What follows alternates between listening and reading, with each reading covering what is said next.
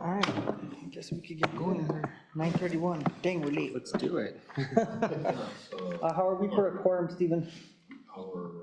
Where we have a quorum, Wonderful. recording, and we're all set to go. Okay, good. All right. Let's see here. Good morning, everyone. Singitamu muy sante buenos días de Dios. I'd like to call the meeting of the North Central Regional Transit District for Friday, June 5th, 2026 to order. And with that, can we get a roll call, please? Yes, sir. Village of Chama is not present. Town of Edgewood. Here. City of Española. Here. Los Alamos County. Here. Nambe Pueblo. Here. Okayawingi is not present. Pueblo Pawake. Here. Village of Cuesta. I don't see Village of Cuesta. Rio Arriba County. Here. Pueblo de San Ildefonso. Here. Santa Clara Pueblo is not present. City of Santa Fe. I'm here. Excellent. Santa Fe County I made it. is not here. He said he would be. Taos County. Oh, shoot. Here. Town of Taos. Present. Village of Taos Ski Valley. Here. Pueblo of Tasuke.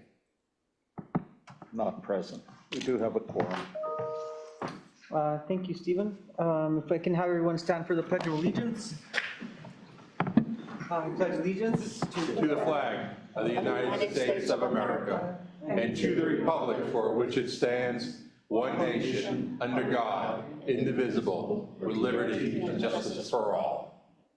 If everyone could please remain standing for a moment of silence, keeping in mind each of our communities, keep in mind our neighbors, and everything going on in our world at this moment.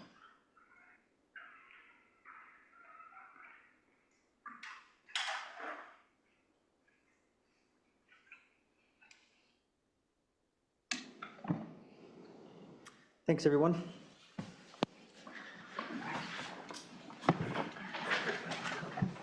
At this time, we have and let the record show that we have Santa Fe County has arrived.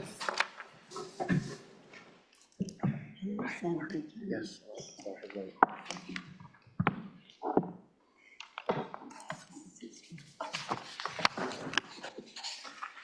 Good? Stephen? Yeah, we're. Okay. Santa Fe County is now in the chambers and present. I'd like to see if there are any changes to the agenda. Yes, Mr. Chair. We added an item number 15 that's on the action agenda, in the agenda in front of you today. That was added late yesterday, but I'll explain when we get there, the urgency on that one. We had to make a couple edits to some of the backup materials in items 2, 10, and 12. That's all included in the updated packet that was sent out yesterday. A couple of those are in line with changes from information we just received yesterday from NMDOT that relate directly to our budget that we're going to be approving in item 2. Then you also see in front of you, there's a Scrivener's error report where we caught something very late yesterday, early this morning, where there was one little error in a very small error on paper, but a very significant error in terms of what it would mean in terms of our personnel rules and policy and budget when it comes to PTO accrual rates. And so I'm asking that the board consider that new page inset that's included in that notice, when we consider that item. And no other further changes to the agenda, Mr. Chair. Thank you, Director. Any changes from the board? Okay. If none seen, can we get approval of the agenda as amended? So moved. Okay, moved by City of Española. Second by Town of Taos, or Taos Ski Valley, I'm sorry. Let's go ahead and call the roll, please. We have Yes, sir. members online. Town of Edgewood. Aye. City of Española. Yes. Los Alamos County. Yes. Nambe Pueblo. Yes. Pueblo Pawake. Yes. Rio Arriba County. Yes.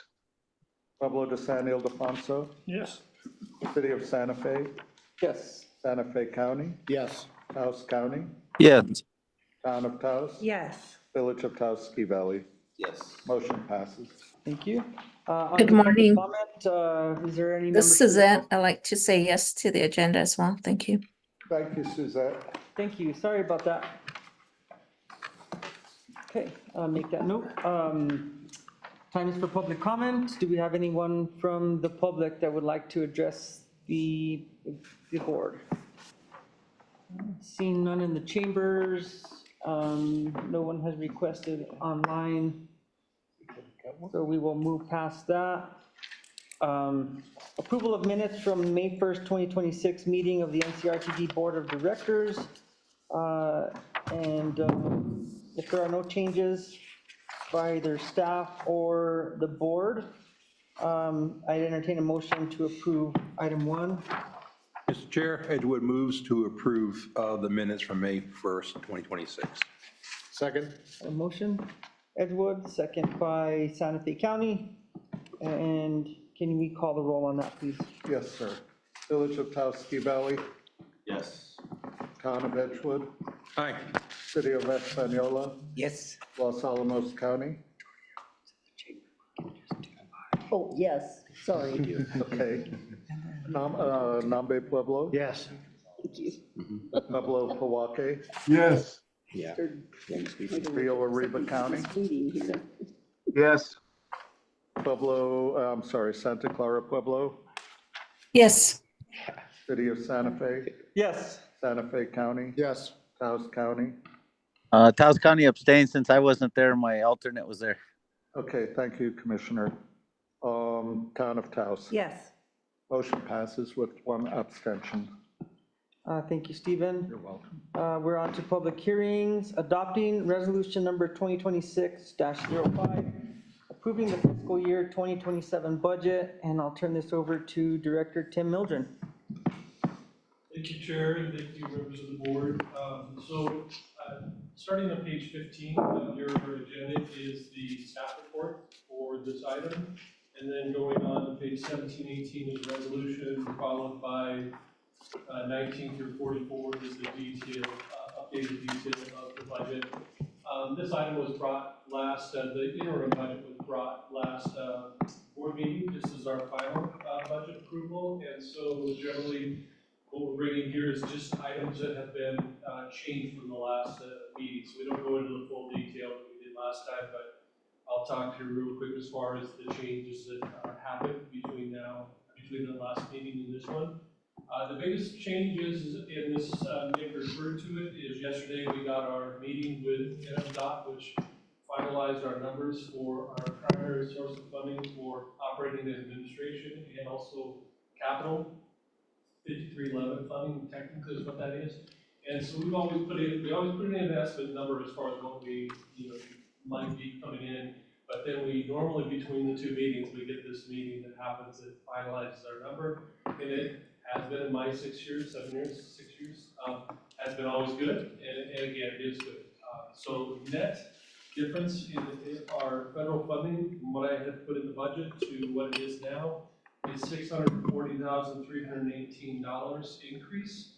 And that is a combination of increase in funding for administration, which is about 5% increase, very relatively small for operations. It's actually about 12% increase, so that's great. And then we actually got more money for our buses and bus replacements. So the combination of those ended up being about $640,000. So that's great news in that respect. So we got, like I said, it's always nice to have it come up for us. The other thing that happened is, and we mentioned this last time, I just didn't have it there in the budget. We also got $480,000 in capital appropriation from the state for buses. And so you'll see that noted on here too, is that $480,000 is now included. What that means is it decreases how much money we need to have from our cash reserves. And that decreases our cash reserves by $634,298. So the net change is $480,021. And I'll explain that on the expense side now, because the expenses, that also changed. Because we got additional money for capital for buses. That means we are able to increase our capital budget. And our capital budget went up by $431,021, and that primarily is related to increase in funding for buses. There's a slight adjustment because we also got a quote recently that our 2 commuter vehicles that we're buying this year, that were in the budget this year, we needed to make adjustment of $2,500 because it was just slightly more than what we had in. So those are the 2 adjustments: is increase in our bus budget, which is great, and then an increase in, a slightly increase in the commuter vehicles. The exact plan as far as buses, we'll be working on that as far as what that exactly looks like, but that will go a long ways in replacing a lot of those buses that we lost in the flood this year. I think we had 7 buses we lost in the flood this year. And so that will help a lot in getting us back up to speed there. One other minor adjustment in this is on the marketing budget. We're increasing the budget for fiscal year 27 by $55,000. Primarily, that is a carryover from last year that we're not going to be able to get done by June 30. So it's primarily a carryover related to our bus stop signage and bringing all of our bus stop signage up to current branding that we have. And so there's a project related to that again, is going to really roll forward from last year into this year. And so we're accounting for that in the budget. Again, the net difference is $486,021 increase in our both expense and revenue. With that, I'll stand for any questions if there are any. Okay, any questions from the board on these adjustments? Anyone online? Seeing none. It's a public hearing item, so we have to take a vote on this, so I'd like to ask for a motion to accept the adoption of resolution number 2026-05 that approves the fiscal year 2027 budget with amendments that were presented. Chair Garcia, Oh, I'm yes. sorry, before we do that, I think we need to open it up for Any the discussion? the public hearing. Public hearing. Section of it. I know I there's, apologize, it is a public hearing. And being that it is a public hearing, now is the time for anyone from the public to address this item. It does not look like there's anyone here in the public, and it does not look like we have anyone online. Back again, open up for discussion. Chair, Yes, Santa Fe County will move to approve Resolution 2026-05, approving the fiscal year 2027 budget. Town of Taos, second. okay, so we have a motion by Santa Fe County, Town Councilor, second, and let's go ahead and call the roll on this, please. Yes, Chair. Town of Taos, Yes. Village of Taos Ski Valley, Yes. Town of Edgewood, Yes. City of Española, Yes. Los Alamos County, Yes. Nambe Pueblo, Yes. Pueblo Pawaque, Yes. Rio Arriba County, Yes.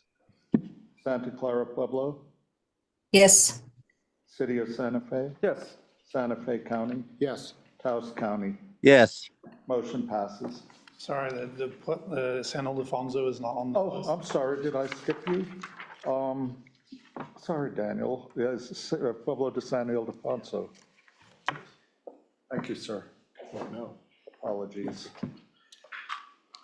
Thank you, Stephen. You're welcome. Really quick point of order, would it be kosher or okay with the board if we just did all in favor to signify by the saying aye that are in the chambers? Aye. Well, and then we can ask those online to vote individually, if that be okay with you, Stephen? Sure. That'll make it a little bit faster, and as long as there's no abstentions in here, we'll just move on to that for the rest of our meeting. Okay. Okay, we were now, so that motion passes. Thank you, Stephen. On to the consent agenda. Are there any items from the board that would like to be removed for discussion from the consent calendar? If there are none, I'd like to entertain a motion to approve the consent calendar utilizing the motion that's set forth in the agenda. Mr. Chair, Edgewood moves that the board approve the items on the consent agenda as presented and that the motion in the staff reports be included for the record. Okay, thank you. We have a second? Second. Okay, second by Espinola. So Edgewood motion, second Espinola. All in favor? Aye. Any opposed? Okay. Those online, if you call the roll, Stephen? Yes, sir. Taos County.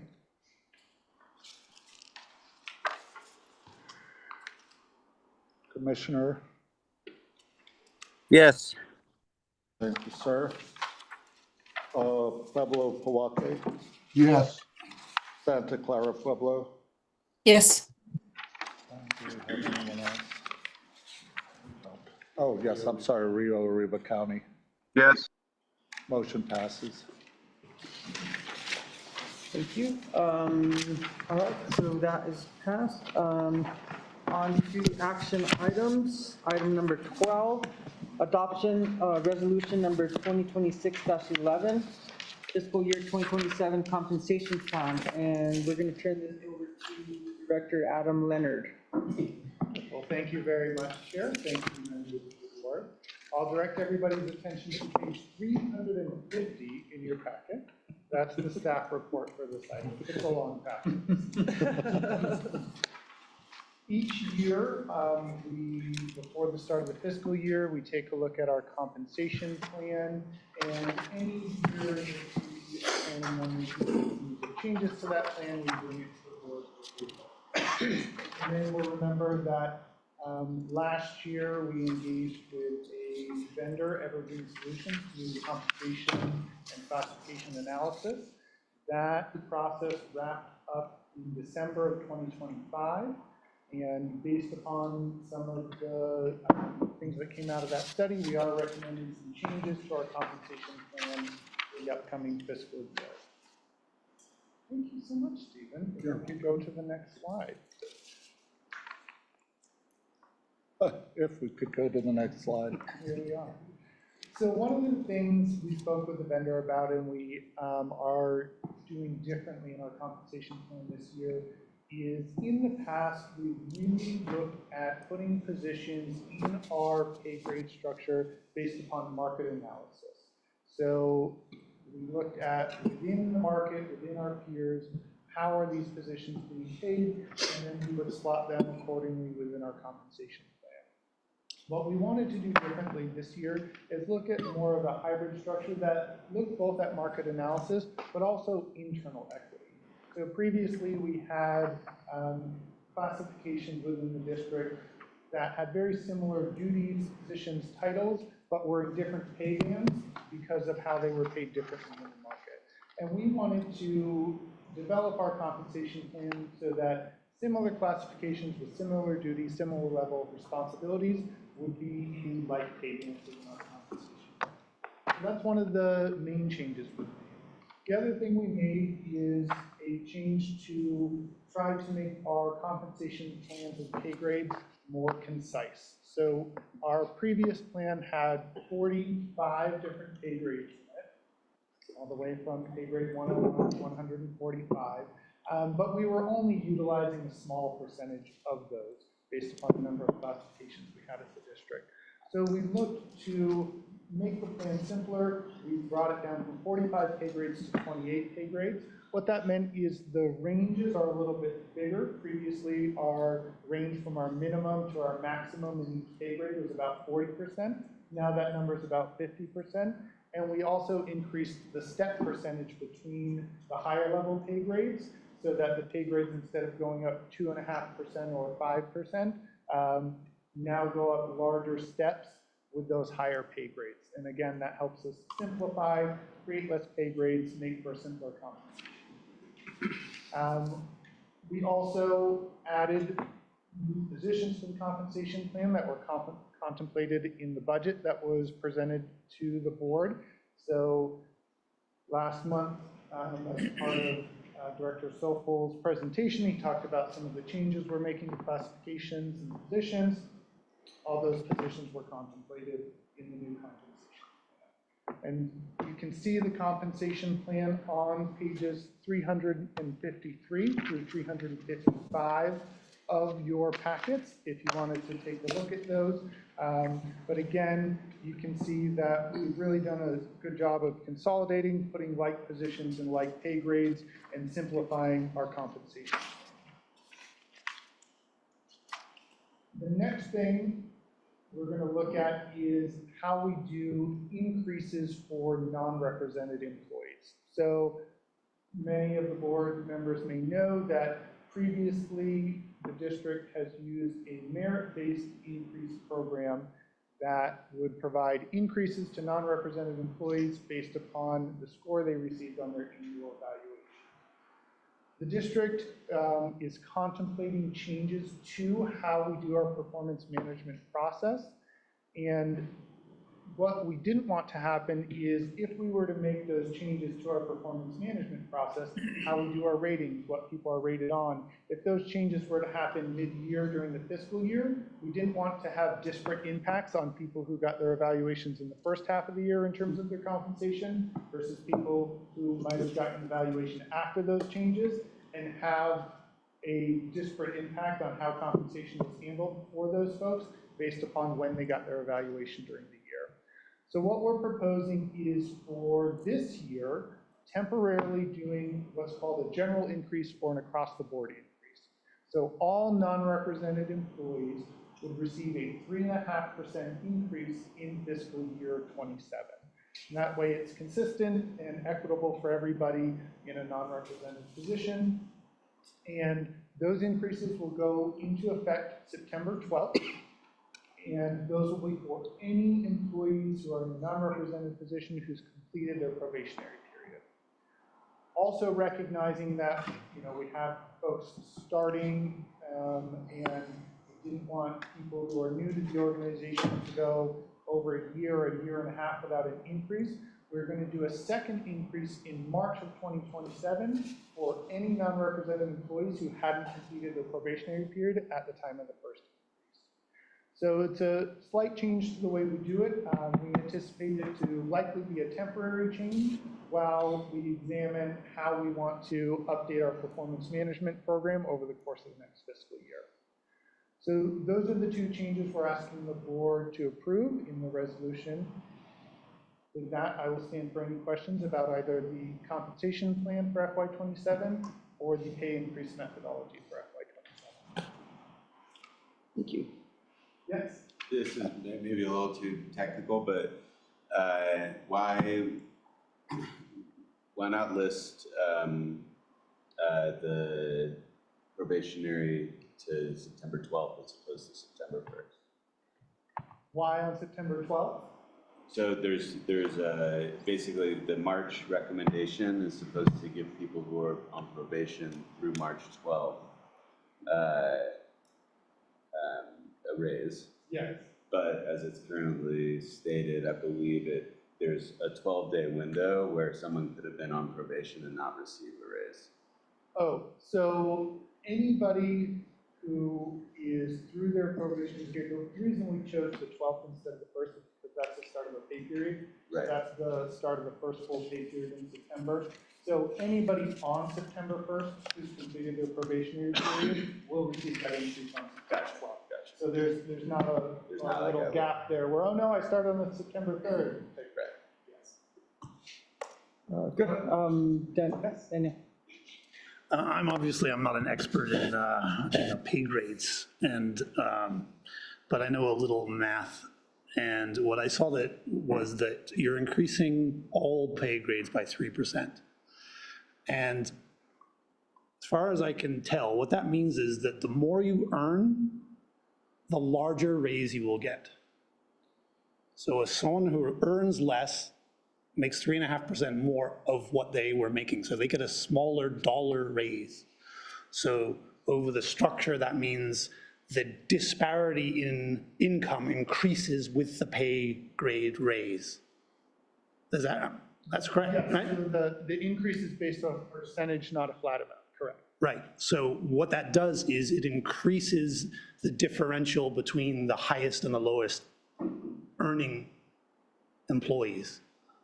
And that was something that when I calculated that through in my mind, I thought, I don't know if that reflects the values of the institution. And you know, if there is a concern for equitable pay, then that to me, it seems that it wouldn't reflect that. Yeah, percentage increases are pretty standard for organizations in terms of how pay increases are given. There's not a lot of methodology that involves flat or step increases that are a specific dollar amount, but that's certainly something we can examine for next year.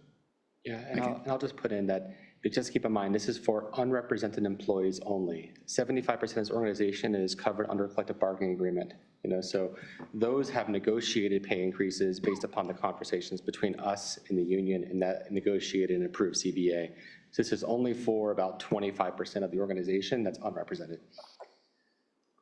Mr. Chairman, I would just like to echo that what I heard sounds accurate. I know it's challenging to find an equitable way to create a pay and compensation plan that doesn't create that kind of disparity between the lowest paid employees and the highest paid employees. And I would just like us to work towards that, even though it is complicated and challenging. Yeah, Santa Fe County?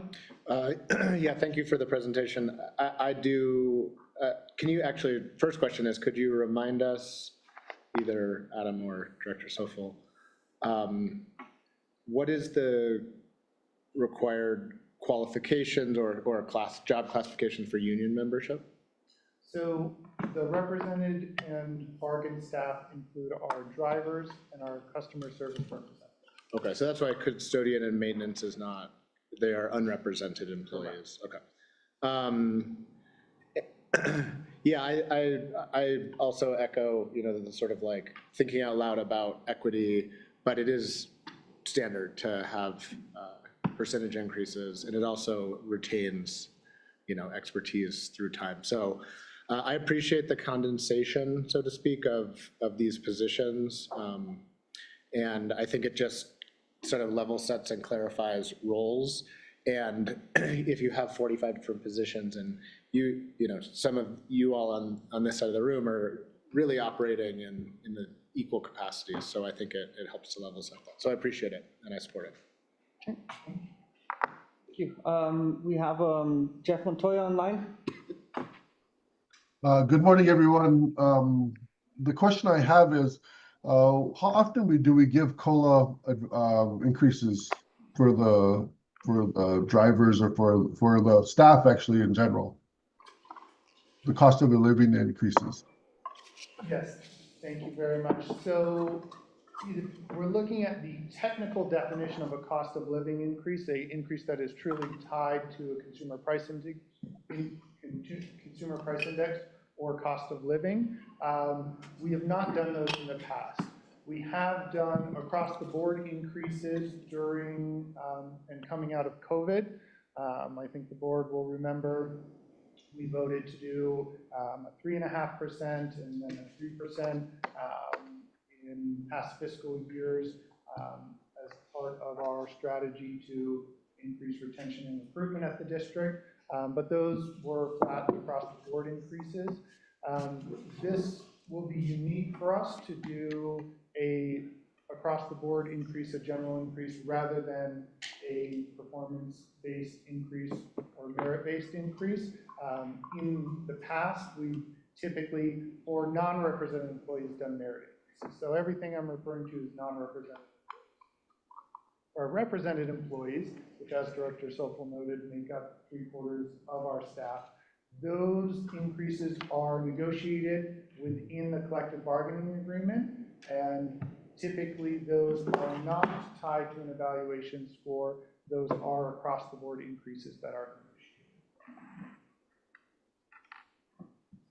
negotiated. Thank you for answering the question. For the Pueblo Pewaukee, we usually give 3% cost of living increase every 3 to maybe 4 years, depending on our evaluation of what's been going on.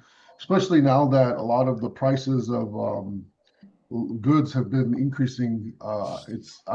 Something that I would recommend that we look into as in a policy as we move forward through this board for, to have that cost of increase. And Thank you. just to clarify my comments, in the past, annually, employees in non-represented positions have had the opportunity for merit-based increases every year. And our represented employees in the time that I have been here have received a negotiated increase every year. So increases are typically happening annually. Thank you. Any other questions, Jeff? I have none. Thank you. Okay, thank you so much. Anyone else online? Does not look like. Any others in the chamber? Everything's good. All right. That is an action item. So I'd like to entertain a motion for item 12, resolution number 2026-11, fiscal year 2027 compensation plan. Chair, I'll make a motion to adopt resolution 2026-11 fiscal year 2027 compensation. Edgewood seconds. Okay, Santa Fe County motion, Town of Edgewood second. All in favor in the chambers signify by saying aye. Aye. Any opposed? If you can call the roll online, Stephen? Yes, sir. Pueblo, Pewaukee, Yes. Rio Arriba County, Yes. Santa Clara Pueblo, Yes. Taos County. Yes. Motion passes. Thank you, Stephen. On to item 13, adoption. Adopt resolution number 2026-12, updating personnel rules. And I'll turn this over to Director Adam Leonard again. Thank you very much. Thank you. Chair, thank you, members of the board. I'll turn everybody's attention to page 361 in your packets this time. This is the staff report for the personnel rules update. Once again, a little bit of background. Each year, we review our personnel rules to determine if there's any updates we want to make based upon change in how we're operating or changes related to changes we've made in the CBA or changes in how we want to operate new programs, plans we want to put in place. So when we make those changes, we bring those to the board as part of approval of our personnel rules. So there's many changes we make each year that are maybe grammatical or small in nature or just some clarifying language in there. So what I will walk through today in today's presentation is the substantive changes. So the ones where we are adding new language or new policy or making significant changes. But as we go through the personnel rules, if you see anything else in your red line version in your packet that you have questions on or you want to clarify why we made a change there, please stop me, call my attention to it, and we can review any of the changes in the personnel rules. Next slide, thank you very much. So Rule 1, these are general provisions. The first change is to section 1.5, which is on page 370 of your packet. And throughout, you'll notice that we made a number of changes related to making sure we have consistency with the contract of the executive director. So as part of this review, we compared what was in the personnel rules to the authority given to the executive director in his contract. And there were some places where we noted some conflict in that language or that authority. So we were trying to ensure consistency with this document in the contract. So this is one of those areas under management authority where we made some changes regarding personnel decisions in order to ensure that the language here in the personnel rules aligns with what's in the executive director's contract. Next change, 1.17, this is on page 381 of your packet. This is probably more simply known as non-fraternization language. We had contemplated language like this last year. We got some feedback from the board that our original language might have been a little too heavy-handed, so we came back with some new language that we feel is a little bit simpler, which essentially just prohibits employees while on the clock and while representing the district from attempting to initiate romantic or intimate relationships with customers, clients, or vendors. The next section is 1.26. You can find this on page 384 of your packet.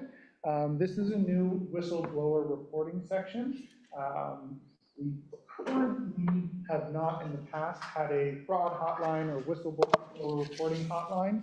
That's something we've gone through the process now of examining vendors, and we anticipate in this upcoming fiscal year implementing a whistleblower hotline. And so we wanted to ensure that that was codified here in the personnel rules, so that's something the district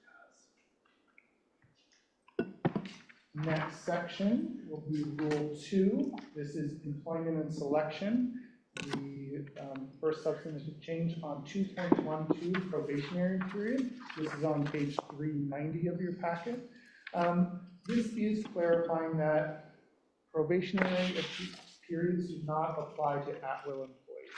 So some of the most senior employees here at the district are considered at-will, those in manager and director level roles.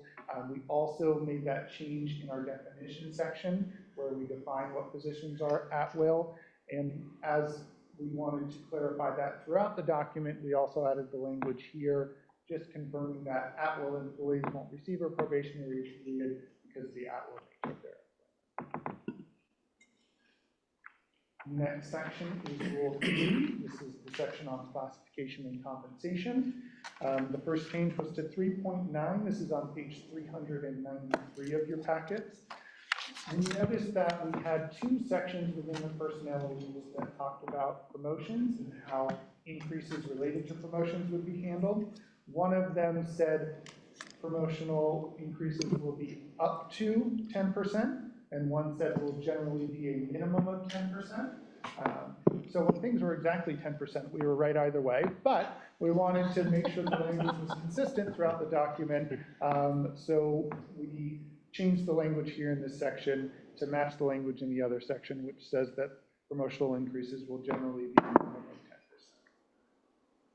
10%. Next change was to 3.10, decreases in pay. This is on 394 of your packet.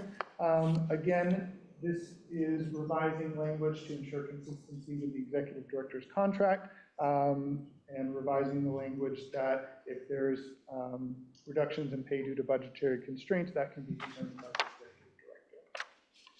The next change in this rule was 3.12. This is on page 395 of your packet. This refers to something we just discussed, which is performance-based increases. Given that this year we are doing general or across-the-board increases, we wanted to ensure the language in here reflected that performance-based or merit increases would only happen when it's included in the annual compensation plan for the district. So because we weren't including it in this compensation plan for this year, and instead we're doing across-the-board increases, we just updated the language here to reflect. The next change in Rule 3 is to 3.17, holiday pay. This is on page 397 and 398 of your packet. The first change we made, some people may remember that during the last collective bargaining agreement, the holiday worked rate of pay for represented employees went from 1.5 to 2 times the individual's hourly rate. We made a temporary adjustment to our personnel rules to match that language in the CBA, but now we're returning it to the previous rate we had, which was 1.5 times. So when a non-represented employee works on a holiday, they'll receive 1.5 times their regular rate of pay. And again, this is just non-represented employees. Represented employees, who are the ones who are primarily working on holidays, at this time are still collectively bargained to receive 2 times their rate of pay. We also made a change to how holiday pay is calculated. Previously, if an employee received holiday pay, they received 8 hours of pay for that holiday, regardless of what their schedule is. Now, we have some employees, for example, our facilities team during the summer hours, because there's more daylight, they moved to what we call a 4-10 schedule. So they work 4 days a week, 10 hours a day. Currently, the way our personnel rules are designed, on a holiday, they only get 8 hours of holiday pay. So in order to be paid full, they have to put in 2 hours of PTO. So this will correct that and allow for them to receive the full 10 hours of holiday pay on that day if they would have normally been scheduled for 10 hours that day. So they don't have to use additional PTO to be paid full. And again, this is just for non-represented employees. And finally, we had language in our CBA and personnel rules that said if an employee is ineligible for holiday pay because they called out the day before or day after, previously they weren't allowed to use PTO to make themselves whole, and they would therefore have to have a short pay week. We've changed that language to allow if an employee is not eligible for the holiday pay under the rules, they can still use PTO in order to be whole for that week. So those were the changes to 3.17. The next change was to 3.25. This is on page 400. This is a new section in Rule 3.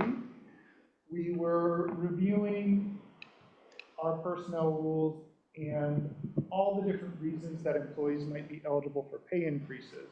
And one of the things we noticed is we didn't have a section that allowed for pay increases if we increased somebody's duties or responsibilities. So previously we had language in there if they were temporarily taking on additional duties, if they had an additional assignment. But if we just went to them and said, we're changing your job and here's more responsibilities, there was no means in personnel rules to compensate them for those additional duties. So we've added a new section for pay increases related to classification.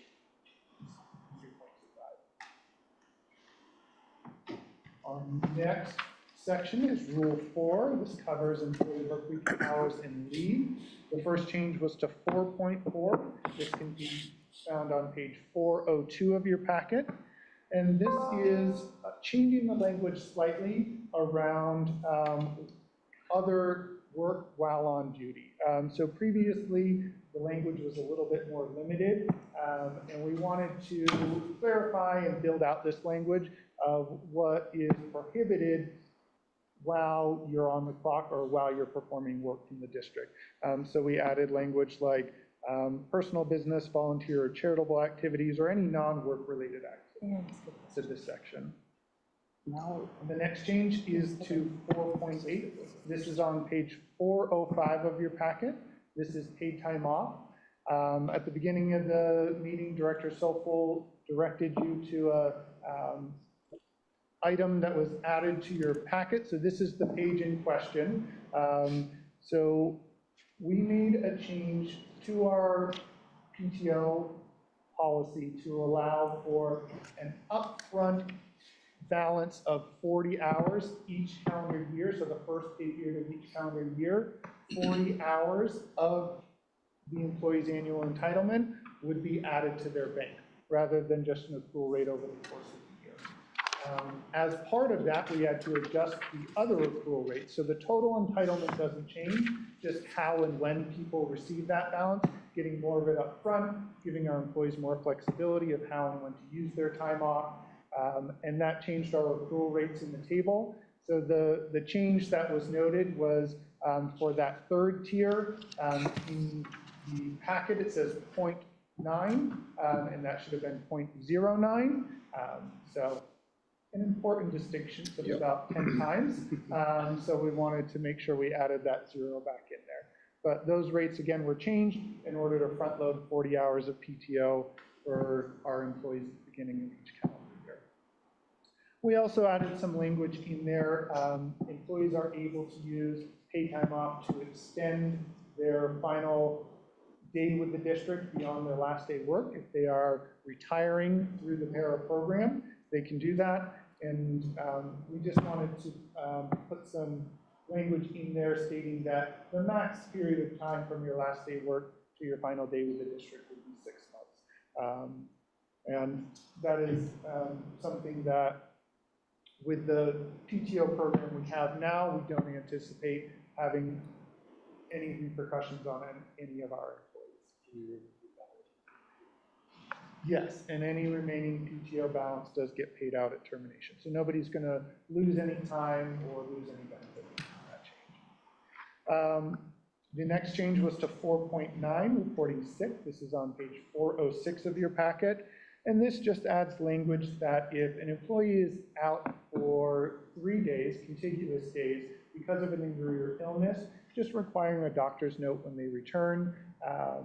Previously, we didn't have this specific language in here. Oftentimes, if somebody's out for a longer period of time, we were engaging with the FMLA process with them anyway, but we just wanted to have across-the-board language in here to ensure that whether somebody's using FMLA or not, we are looking for that medical provider note for certification.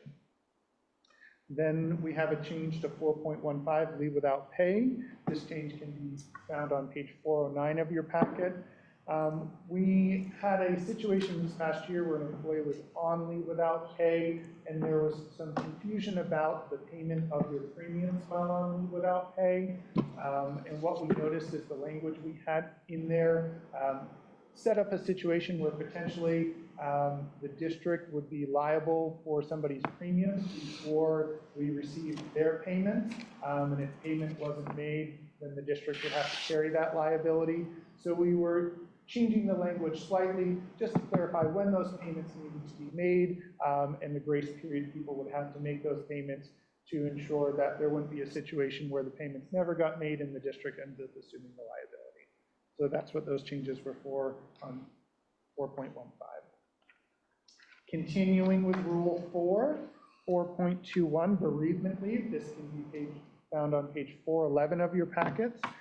Previously, we had slightly different bereavement leave policies with our represented and non-represented employees. We wanted to make that consistent. In the collective bargaining agreement, it stated flatly that if services, funeral memorial services, were out of state, the employees were automatically eligible for additional 2 days of bereavement leave. Here in the personnel rules, it said that it needed to be approved, and so we just wanted to make that automatic for all of our employees across the board, so we updated the language here in our personnel rules for consistency. The next change was to 4.25, paid parental leave. Members of the board may remember this is something new we instituted with last year's personnel rules. Excited to say we've had 3 employees take advantage of it in the past year, and it's been perceived as a really great benefit. We wanted to extend that benefit slightly. Currently, the rules allow for use of this paid parental leave for 6 months within the date of birth or adoption. This would expand that to 12 months, just to give people more flexibility, new parents more flexibility on how and when they use this paid parental leave. So it allows them to use up from 12 months from the date of birth or adoption. And then the last section is a new section. This is 4.26, which we've added. This is also on page 413 of your packet. And this is community service. I think this is something Director Sokol mentioned in his budget remarks, but this will be a new leave type that provides up to 8 hours of leave per calendar year for non-represented employees to use for volunteer activities. So to encourage and support our employee in their community service. Our next section is Rule 5. This covers non-disciplinary employment actions and return to work. This section, again, all these changes here in Rule 5 were to ensure alignment with the executive director's contract. And this section covers layoffs and reductions in force and furloughs. And you'll see on page 414 through 416 is where these changes were made. So again, major changes were alignment to ensure the responsibility for furloughs and for layoffs were placed with the executive director, and then also to ensure alignment with the CBA. Again, you'll see that theme throughout, trying to ensure that alignment. So currently within our collective bargaining agreement, the minimum notice is 5 days for reduction in force. In our personnel rules, it was 14 days. So we updated that to ensure alignment between the 2 documents. And that 5.1, 5.2, and 5.3, all of those changes, again, is to shift that authority for those personnel-related changes over to the executive director. and to ensure consistency with the CPA. Next section, we're going to skip all the way to Rule 10. This is on page 429 and 430 of your packet, and this is our tuition reimbursement or continuing education and tuition assistance rules. So in the 5 years I've been here, we've had nobody utilize this benefit, and what we found through conversations with our employees is that it was just too restrictive, and the things it could be used for were fairly limited. So we wanted to expand that a bit to keep the spirit of the program, but also to provide more opportunities for people to utilize this benefit. So firstly, in 10.1, we've updated the list of accrediting associations for organizations that are within those accredited associations that tuition reimbursement can be used for.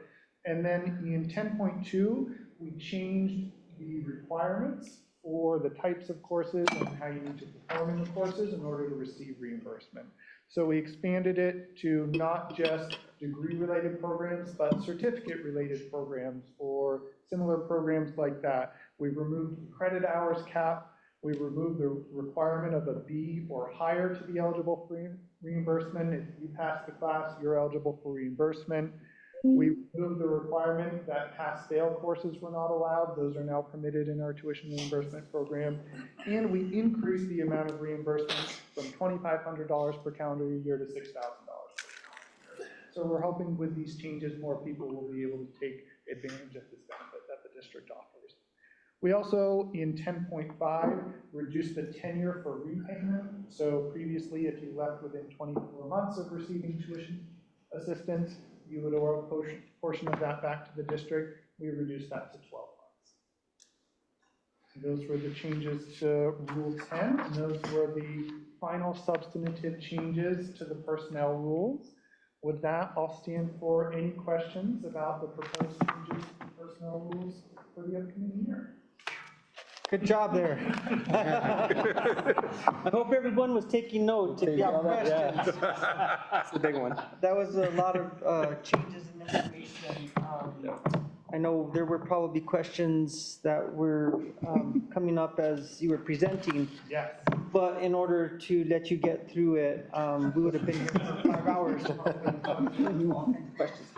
That being said, Town of Taos Councilor had questions, so. Thank you, Mr. Chair. Thank you, Adam, for the work. And I just want to start with a compliment that the non-fraternizing language was really nicely done. And I remember that conversation that you were able to summarize it so well. Good work. Item 4.4 on page 402, I think was mostly, my question was mostly covered by item 426 on 413, things employees can't do while on the clock, working, volunteering. I'm glad that we have the 8 hours of opportunity to community service, especially if it's something that's maybe sponsored by the district. But I have one concern question. Can employees vote on the clock? Can they go to the polls and vote? And is that somewhere specifically listed in this policy? Great question. Yes, it is. So rather than on the clock, we provide voting leave. Great. So if somebody is voting and it is going to reduce the number of hours they're able to work that day, they can receive voting leave from the district in order to be made whole for that pay that day. Excellent. Thank you very much. I have no more questions. Yes. Oh, to piggyback on that, just as you were saying this about voting, you didn't mention it, so I have no idea if it's in there, but do you have provisions for parents to attend to child-related issues while on the clock?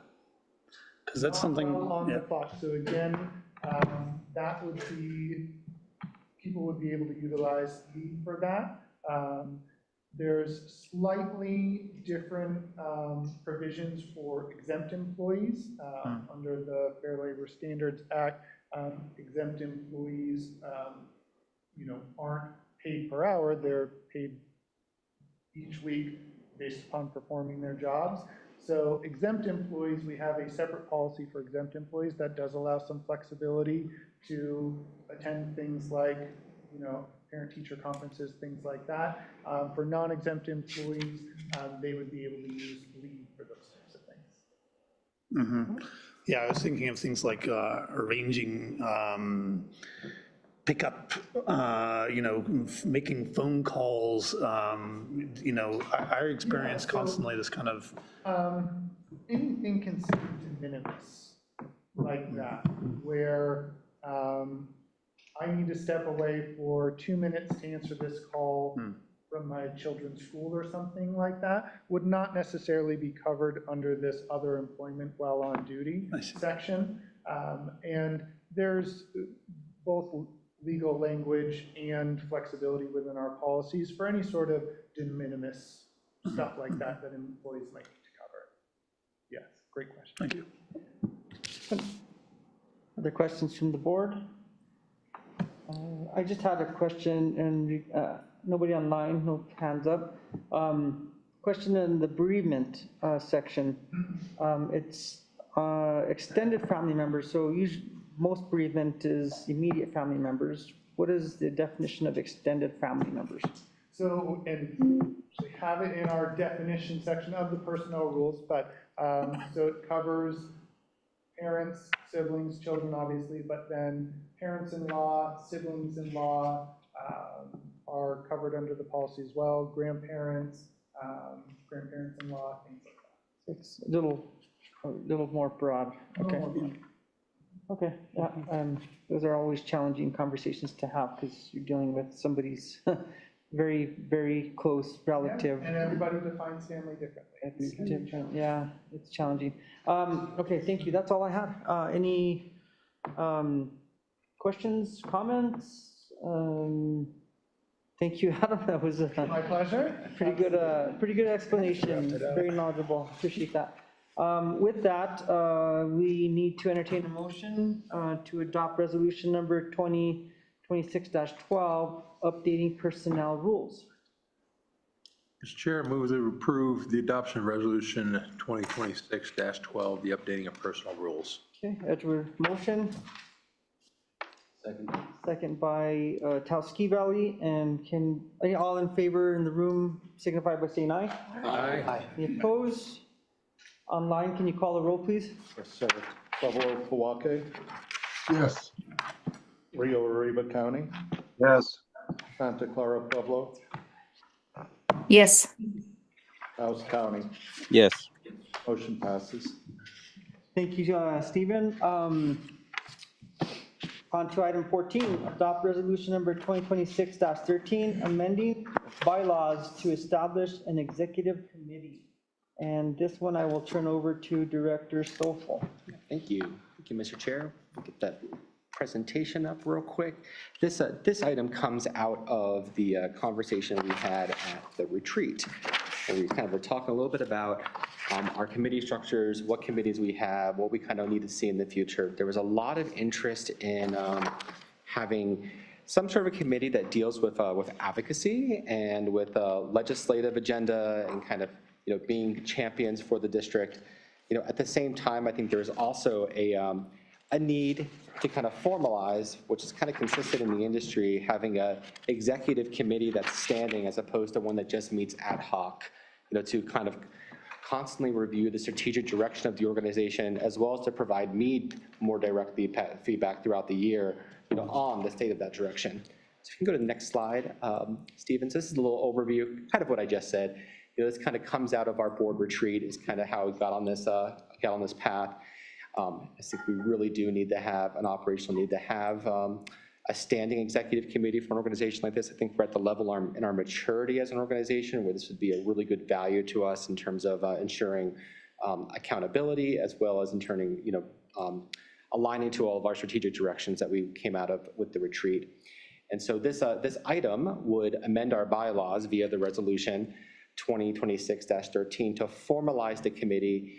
And we also provided in your packet, you'll see a clear charter, for this particular committee. Next slide.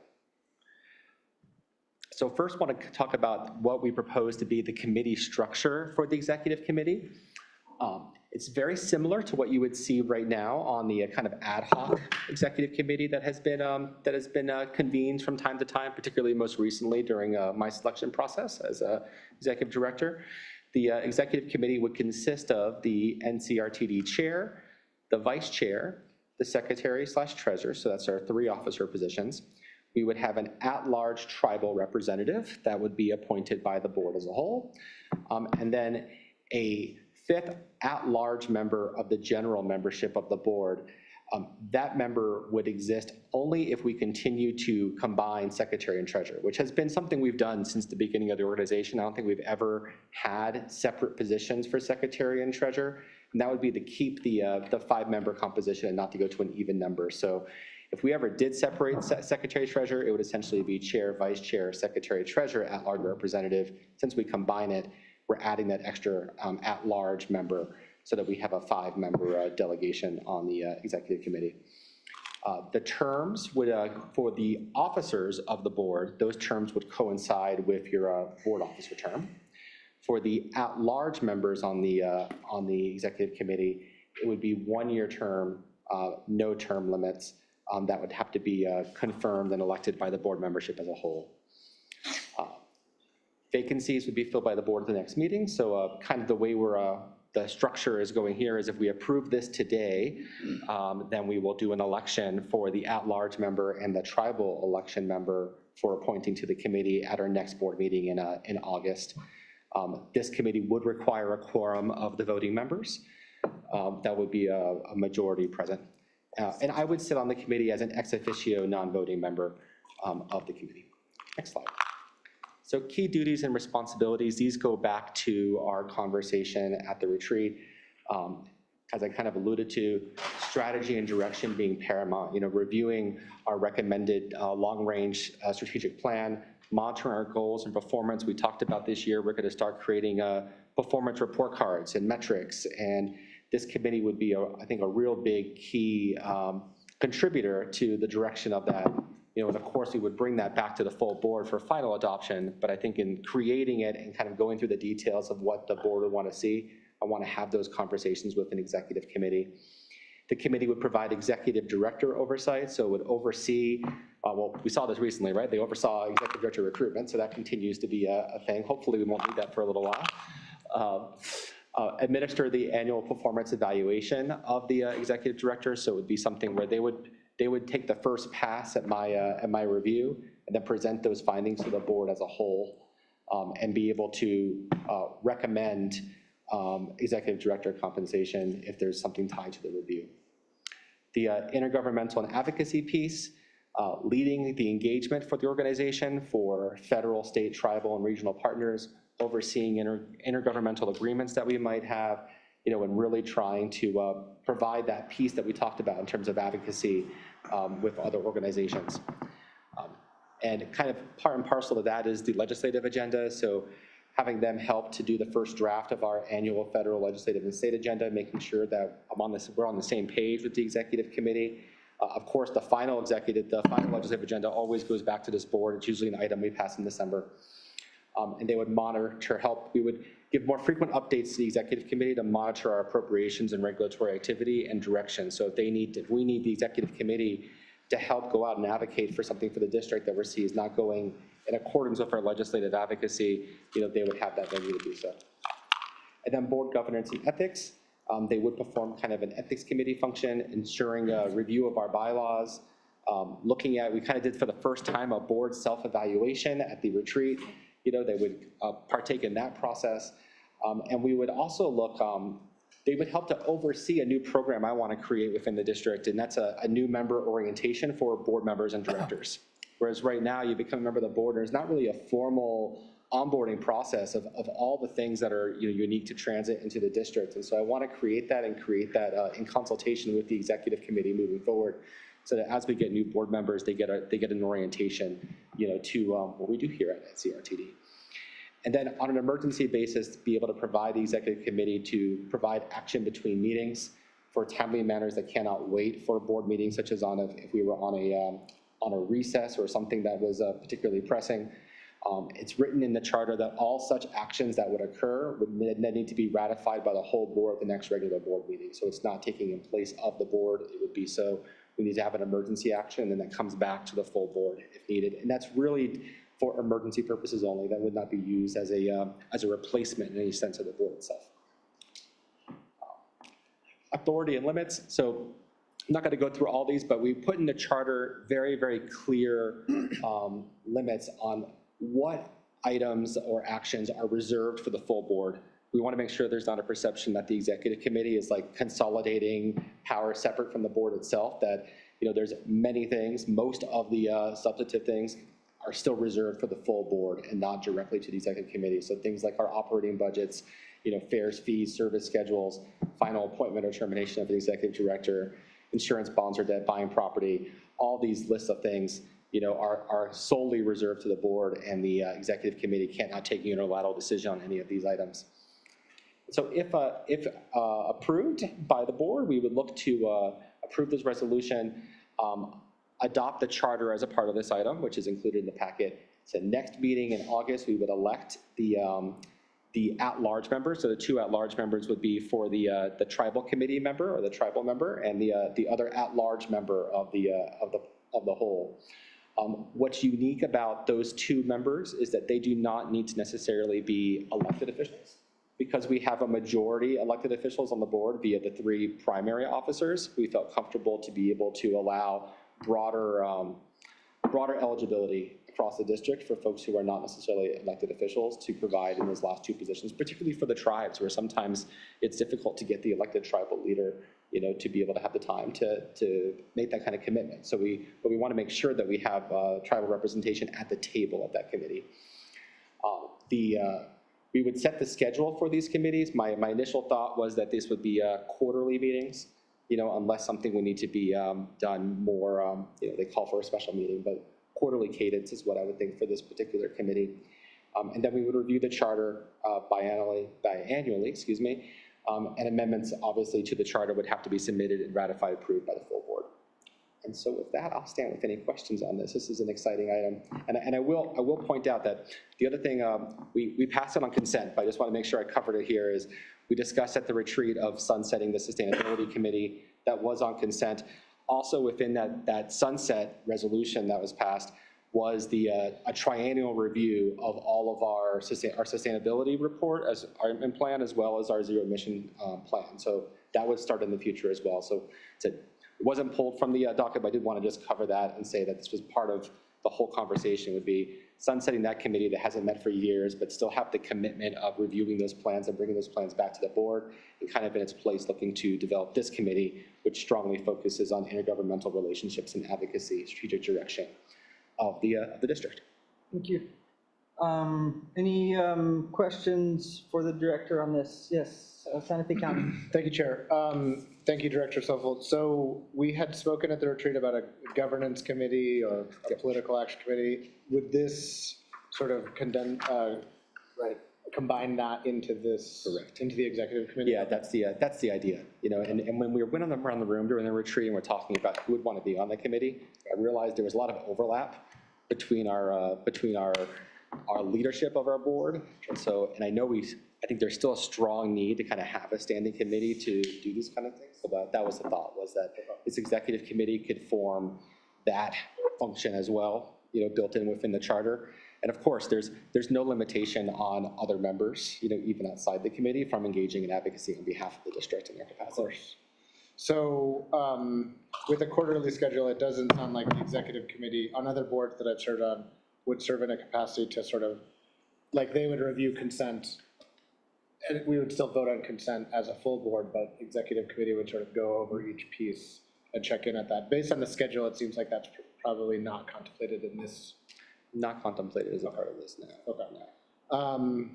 And final question is, the current leadership structure, where there are 4 counties represented, but 3 counties are sort of on the secretary, treasurer, vice chair, chair team. So, and then a tribal representative. But so, I mean, Rio Arriba County is left out of that.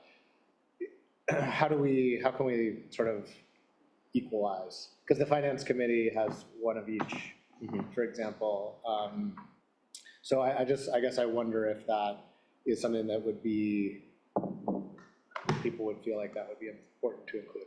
Open question. Yeah, I'm open to the board. I think that the struggle that I've seen with some of our committees, and I know our finance committee will attest to this, is that it's great to have representation, but if we don't get the participation, then it's kind of like what are we doing, And so if there is commitments from all the counties to want to have a county representative that was an elected official, to represent each county or have some sort of way to do that, I'm open to that kind of, way of modifying it, but without having participation, I'm not sure how much value that adds. Yeah, agreed. But I just wanted to bring that up because I think if distribution is sought, it's something that we should think about replicating in this committee. Yeah, and the other thing I'll put that there's not really anything this committee would do that wouldn't end up coming back to the full board. Right. It's definitely more so advisory, direction, making sure that we're on the right path. I'm on the right path, right, as executive director, having those more frequent check-ins and doing some a little bit more of a deep dive, on some of these items. But all substantive actions still come back up here to the board as a whole.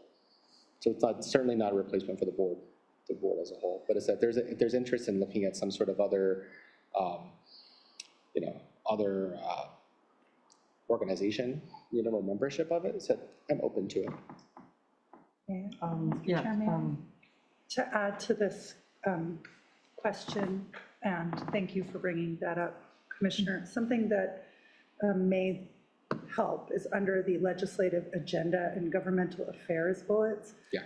Maybe before this executive committee starts to draw up a legislative agenda, there's a requirement to reach out to representatives from all 4 counties to find out what's needed. And then that way the executive committee is having that conversation, whether there's representation or not, so that everyone is represented.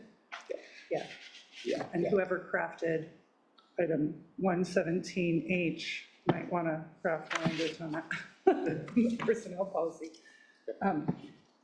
That would be my suggestion to that. And while I'm talking about the charter, there is a small typo under special meetings that the committee may be called by the char. Oh, we don't want to be called by the char. Is that on do you happen to know what page that's on? Yes, it's on page 2. Special page. Meetings, first sentence. Got it. We will fix that scrivener's error. I do see it. Special meetings may be called by the char. Yeah. All right. We will address that. San Alfonso, Yeah, you mentioned, Mr. Director, the participation. As far as I could tell from this diagram, it wasn't just kind of making sure that the board is going in the right direction, but cultivating relationships and looking at, legislative agendas and stuff. It seemed like quite an active role that would involve a certain not small amount of time investment beyond coming to meetings.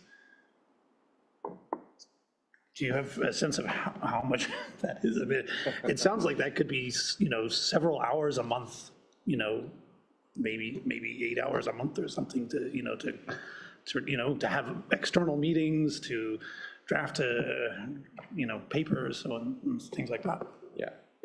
We have our you heard from Scott Scanlon, right, the last meeting, right? So we have a legislative, state lobbyist on staff, basically on a contract, and so every year, that person is very involved in helping us draft those things. So I think it would really be, they'd be doing less drafting, more directing and kind of providing the input. And then I would work with our consultant there on that side to be able to draft what we want to draft to, for the will of the executive committee as well as the board as a whole. But I do agree, so that this is having this committee, I think, is really important, and I think it's great, but it will create an additional time commitment, which is why I said my initial thought was quarterly meetings. My initial thought for agendas here would be to help have some of those initial conversations and setting what the what the benchmarks and report card for the agency would be that was discussed at the retreat. And then once we had something out of executive committee, I would bring that to the full agency, the whole board for approval, as well as what my specific performance measures are going to be as executive director that will get folded into my my annual review. Said have that started in the executive committee, then go to the full board for final adoption, as well as looking at the legislative agenda. Those would kind of be the early things I think that the executive committee would want to tackle. Any other questions from anyone? Seeing none online. The only question I would have, and this would be in regards to oversight of the executive director.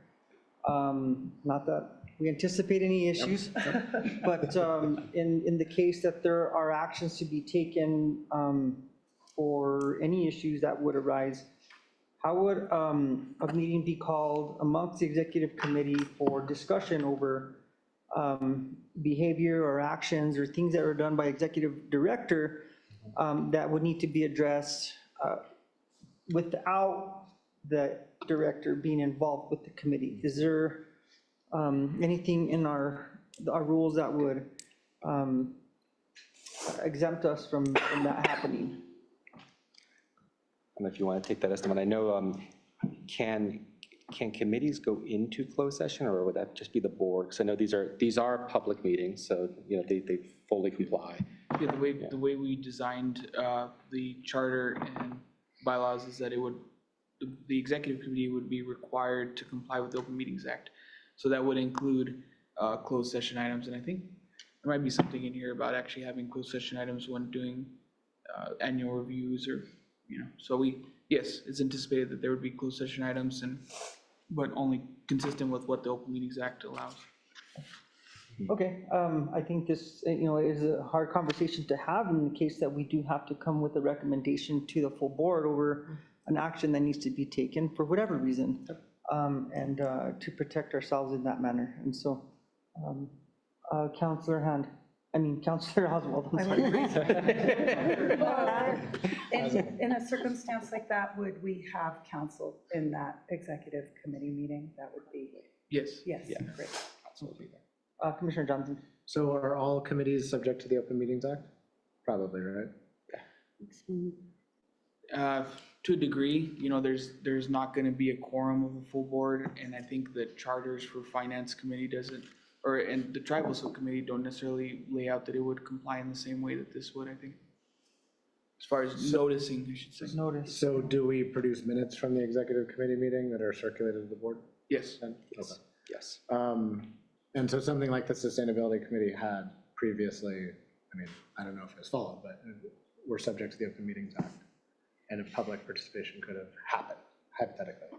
Yes. I doubt it. But I say, yeah, hypothetically. Just trying to get a sense of if we are discussing legislative strategy in such a meeting, I think it's just worth knowing that it's all is all subject to.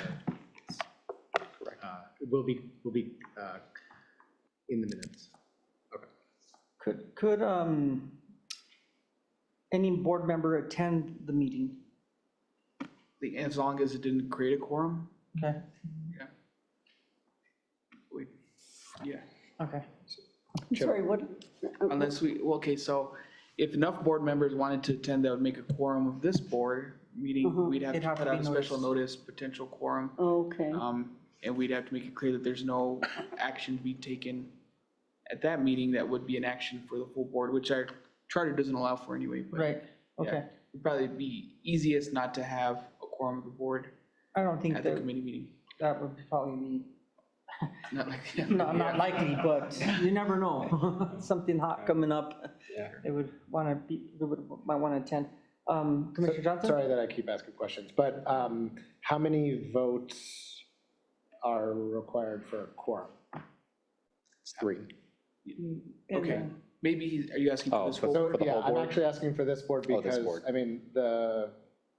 there's some sort of math that I don't understand about how quorums are filled, right? If Santa Fe County doesn't come, there may not be a quorum or some city, Yeah. et cetera. So, the way our bylaws are written, it's a majority of the members, but there was a discussion at one point, I think, of making it majority of members and a majority membership, or of the represented vote, weighted vote. So that's not how it's written, though. It's just a majority of the members. Okay, so it's about the kind of just raw number of people, represented bodies. Okay. Okay. So back to that question, real quick clarification, if it's a 5-member board, only 3 have to be present for a quorum. If only 3 are present, do all 3 have to vote in the affirmative, or a majority of the members present? Majority of the members present. Okay, so 2 to 1. All right, thank you. I know that we have a lot of discussion over that in Santa Fe over the H board. Constantly on us for that. Yes. Commissioner Johnson brought up a good point on the minutes. Would the minutes then be part of the board, the overall board's next meeting packet? Yes. Okay.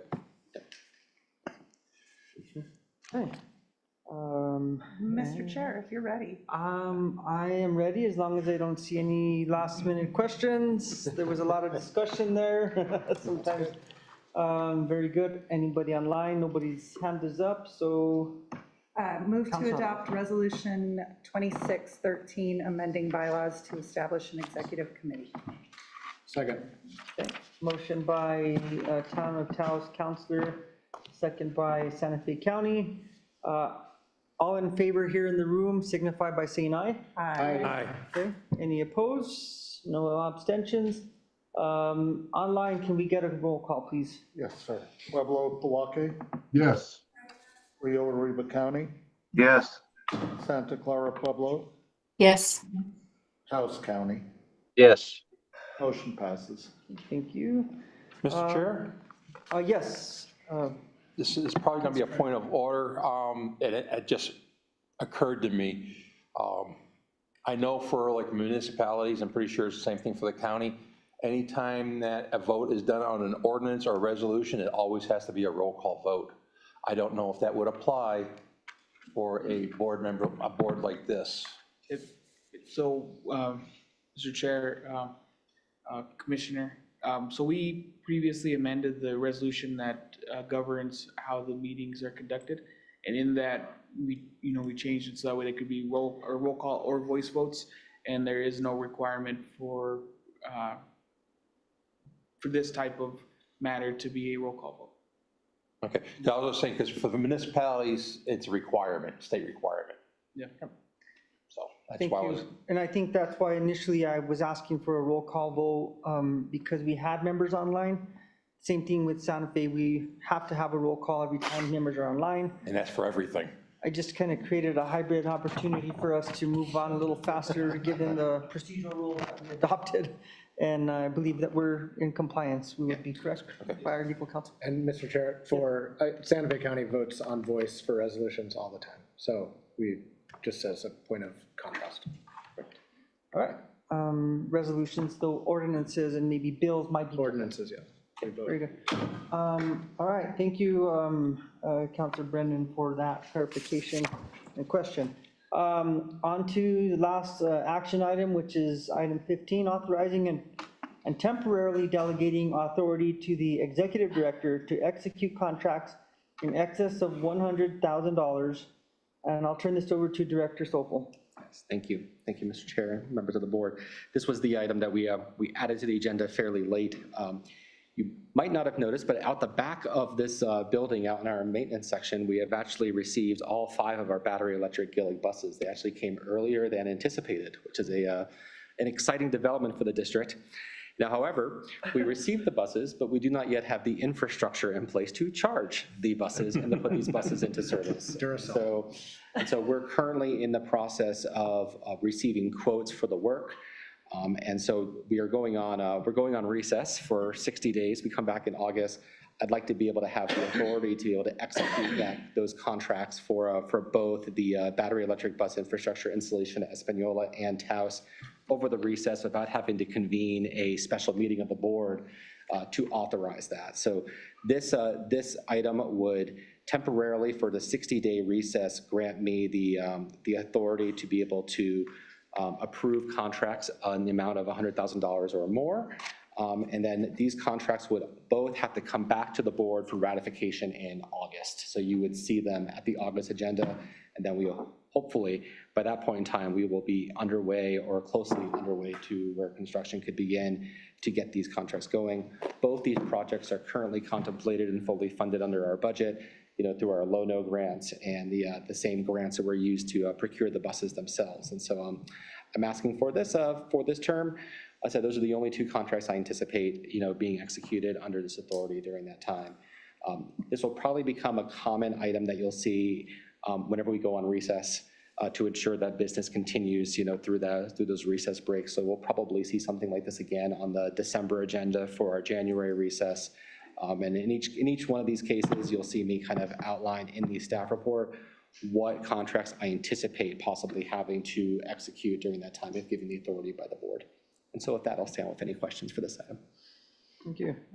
Yes, Councilor Brennan? Not that I think it would happen, but what would be the procedure if the board would not go ahead and ratify this? The way I've seen it before is we would have to stop work and we would have to then go back out and rebid the work. So it'd be an immediate stop, I cancel for convenience, and then we'd have to go back and restart. Not that I think it'll happen, I just want. Yeah. Any questions, clarification? Nobody online? And this is just, these are being brought to us for a temporary time period. Correct. This isn't in perpetuity. Correct? Yeah, correct. It's in the both the resolution and in the staff report. You'll see it. The delegation commences for 60 days beginning June 6th tomorrow, and then it terminates on August 5th, 2026. And then we meet as a board in our next regularly scheduled board meeting, August 7th. Just a question that popped up. What if the board does not ratify it at the next meeting? What happens? The contract would be terminated, and I think we would have to, figure out how to, meet with the contractor and determine, what we actually owed at that point. Okay.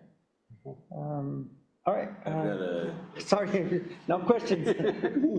I'll go to Hammond Paul, Husky Valley.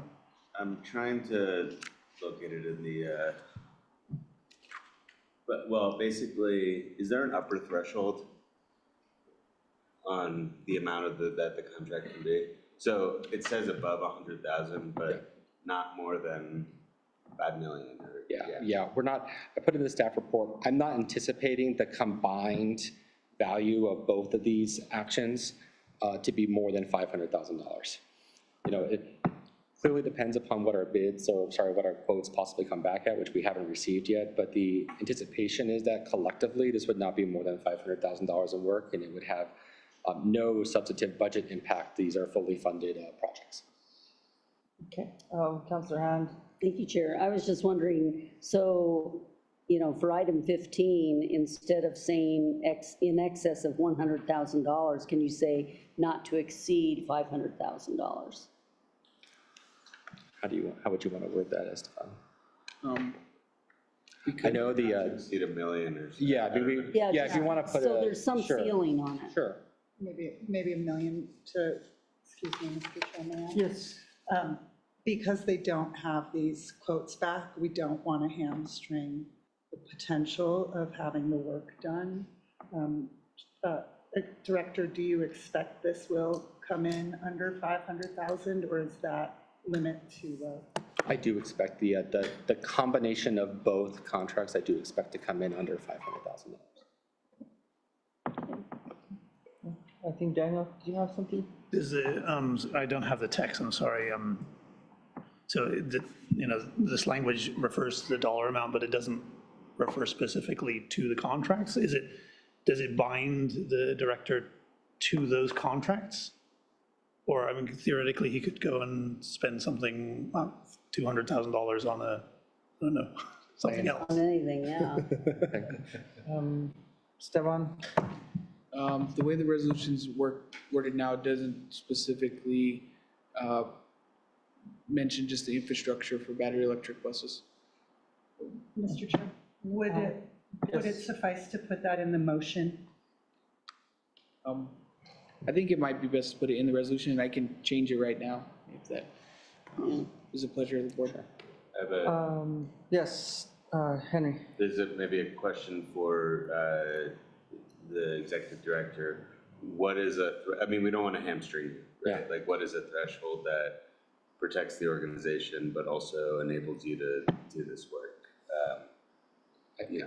I don't anticipate this, is that I really do believe 500,000 will be good. So if we want to put a little bit of buffer in there, I would say 600,000, just so that we're really solid, not having to come back. Yeah, the whole purpose, I don't want to have a delay of the work. These buses are currently sitting. Every day they're losing 1% state of charge because we have no ability to charge them. And there's very limited places for me to charge them. So I definitely need to get the work underway. So I'll accept any, so if we want to put in the resolution specifically to these 2 contracts, I'm very amenable to that, if that would, please the board. It does tie us to just the 2 contracts, right? So not multiple, more than, It's like contracts related to this Right. project. right, you can have 5 contractors with 5 contracts, and now we're exponentially binded by that. I may make a suggestion that, And I also would be bound to, just for clarification to the chair, I'm also bound to making sure that we don't go over our budget. If I went over our budget, I have to come back here for a bar, right? Like through our finance policies. So I don't have even if you grant me this authority, I don't have the authority to exceed the budget as it's currently approved by the board. And there's also, there's a cap, there's a cap that we absolutely cannot go over when it comes to, when it comes to approval from Mexico Department of Transportation. So I think that's maybe that just moved to 350 for each one. But if we go above that 350 mark, then we kind of kick ourselves into a whole different realm. So yeah, that 500 is pretty important for us to keep that in that 7 is, an outside and really outside number. Our procurement policy has a simplified acquisition threshold, so under a certain amount, you don't have to do a full invitation for bids. It can be a more simple process. In the consent calendar item, we increased it to $350,000 because that's what the FTA increased their acquisition threshold to. So in any case, if we went above that amount, we would have to do a more involved process anyway, so it might take us out to the 60 days of when the next board meeting is. So as a practical matter, it would be difficult to have one that's in excess of $350,000 in any case. I don't know if we would need this, but in the case that it exceeds a certain amount, could it be put in there that the board chair could also maybe authorize, kind of like we do a extra signature on a check? I know Steven's always chasing me down for a signature. I know that might make it a little tedious, but I don't know if that also is that's just a suggestion. I'm not asking for it, I'm just throwing it out there for. Mr. Chair, I would support that oversight. So exceeding 600,000 with consultation and additional signature by the board chair. Doing that, you guys got me the, this is a lot of power. I know. You guys are buying an airplane. Checks and balances here. I feel like I could use that authority in my own personal life. 2 signatures. Yep. Obviously seems to be quite a lot of discussion over how much are we going to allow here. So, all right, yes. Read the sentence I inserted. Okay, so the motion as amended would read. Well, in the resolved paragraph of the resolution, it says that by the board of the NCRTD, that the executive director be temporarily delegated authority to execute contracts related to electrical infrastructure for battery electric buses in excess of 100,000, but not less than 600,000, and in excess of not more than. Sorry, yeah, it should be more than. but not and in excess of 600,000 with the additional approval of the chair. So that's what I in there. I think just for clarification, as that reads, you can execute multiple contracts for up to 600,000. Okay, does that make sense to everyone? Okay, Question about a any discussion? motion. All right, If in the motion, would the motion read contracts in excess of 100, not to exceed 600,000 without confirmation and signature from the chair? Yeah. Can we consider that a motion? To not, or not to exceed, I'd say not to exceed a total of 600,000. Yeah. Right.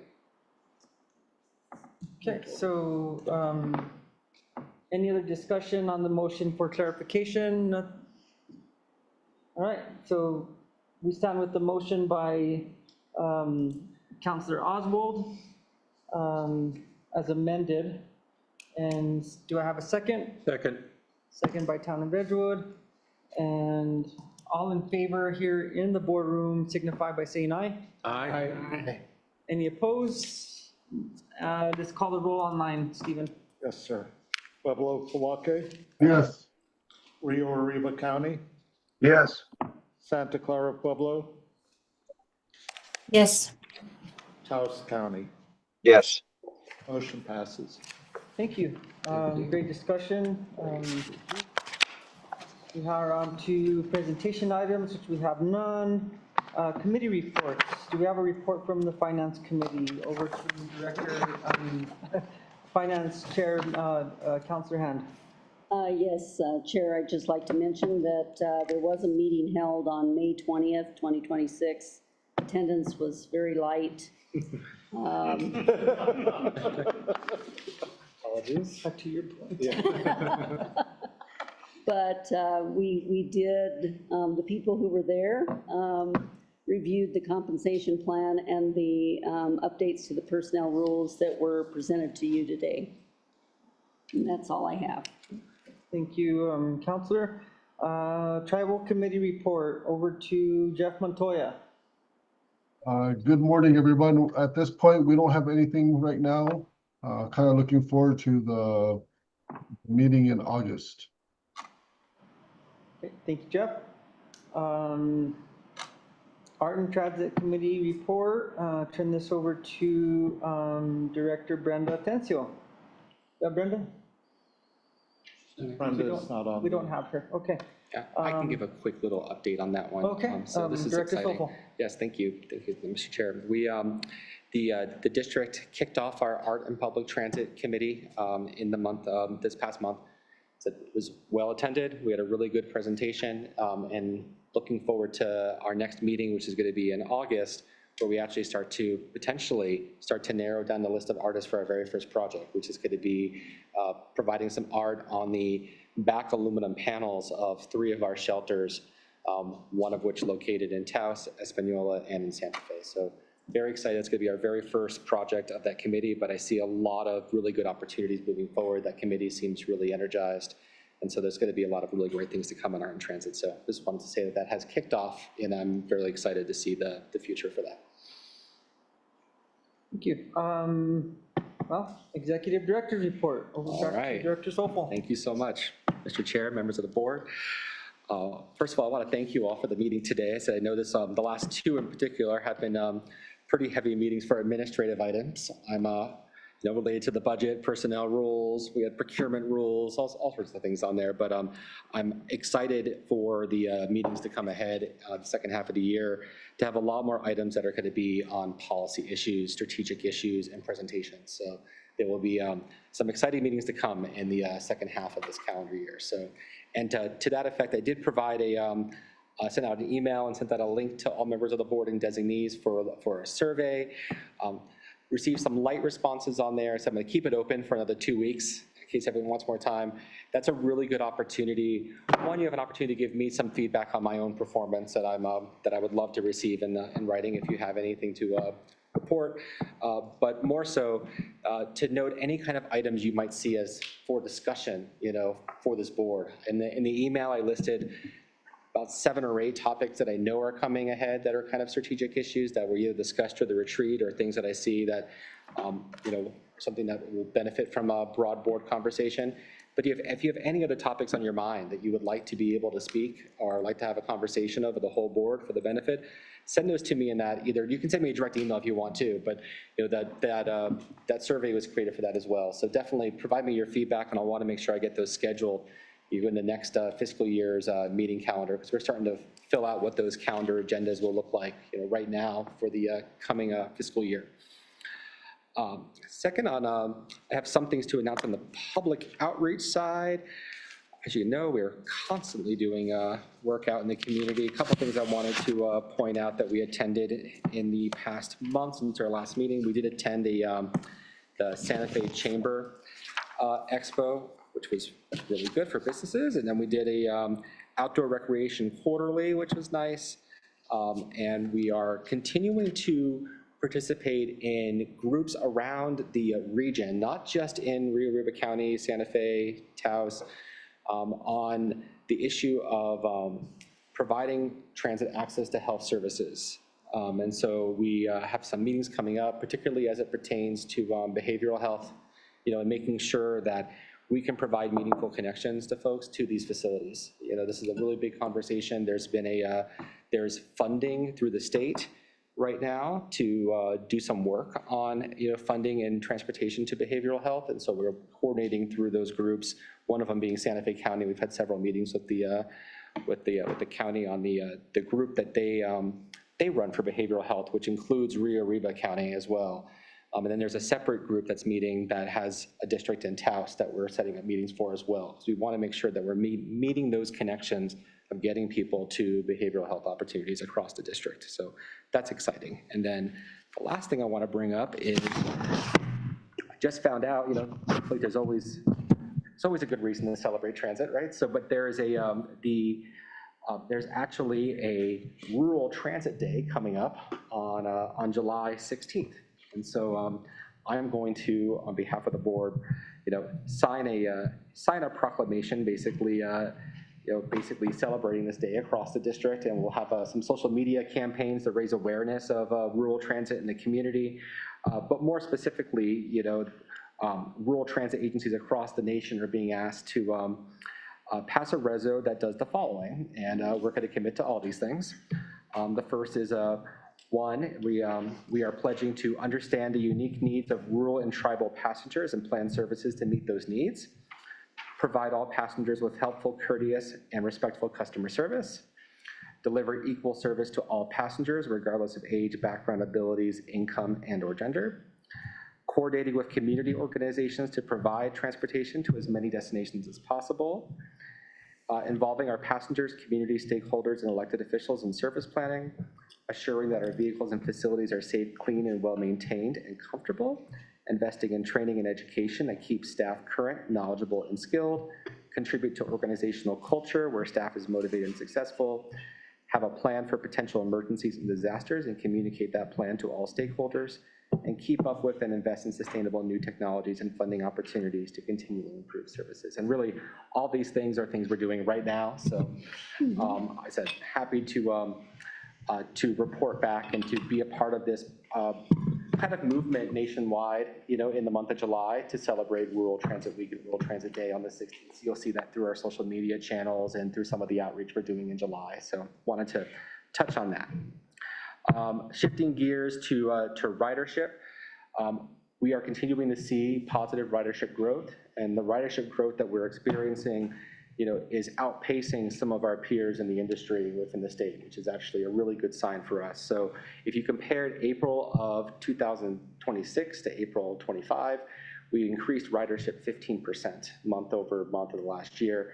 And then if you look at our year-to-date statistics, we have improved 12% year-to-date. A lot of this growth is being fueled by the expansions of MyBlue, as well as a substantial increase in ridership on Chili Line. Chili Line is really starting to become kind of the star route of the system. It's really very high performing. And we're in the month of September. I'm actually going to have a meeting to review our annual ridership performance and service statistics, and I've invited some of our colleagues and peers from Santa Fe Trails, Rail Runner, as well as Los Alamos, Atomic City, to actually come in and join in that presentation to kind of share, regionally, what are we seeing, for performance and ridership across our area. So I'm excited to have that conversation in September. I wanted to quickly touch on-time performance. So, you would recall, at our last meeting, we had a gentleman come and kind of speak to us about the April service change. We did reach out and kind of close that loop to make sure he had what he needed.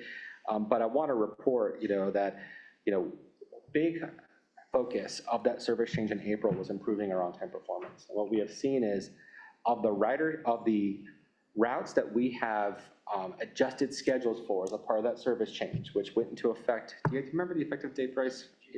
April 11th. Okay, so from April 11th through the end of May, we've seen an 11% increase in on-time performance on those routes on average that we made service adjustments through that service change. So that's really, really good for a bus system. And so these were routes that prior to us touching the schedules and really focusing on on-time performance, these routes were only running collectively 68% on time, which isn't great. They're now running closer to 78% on time, and our goal on the bus side is always to have, above 80 is usually the gold standard you want to get for bus service running in mixed traffic. It's very rare to see bus service actually run in the 90s or 95 plus. That's usually more so reserved for rail service and dedicated track where you don't have other, other traffic to contend with along your route. But certainly seeing the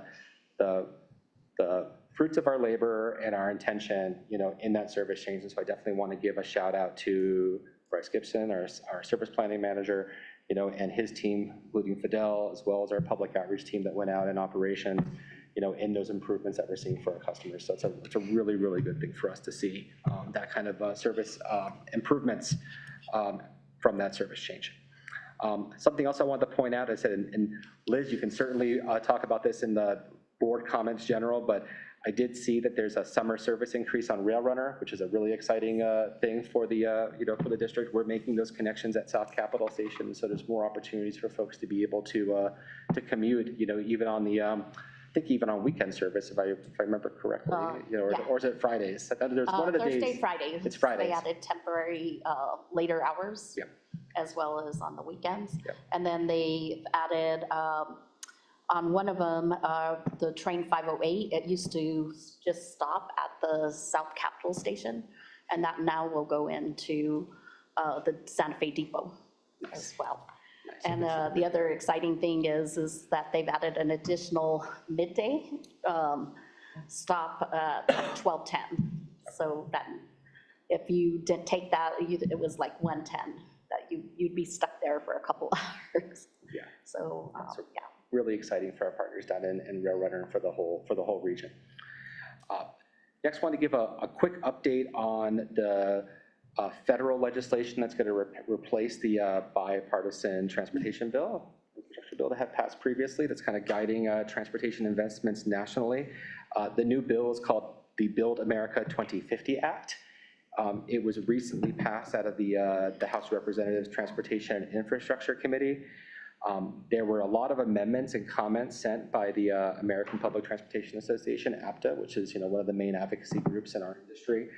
And what came out of the committee was really favorable for the industry. We did not see any significant decrease in transit funding, in that 5-year bill.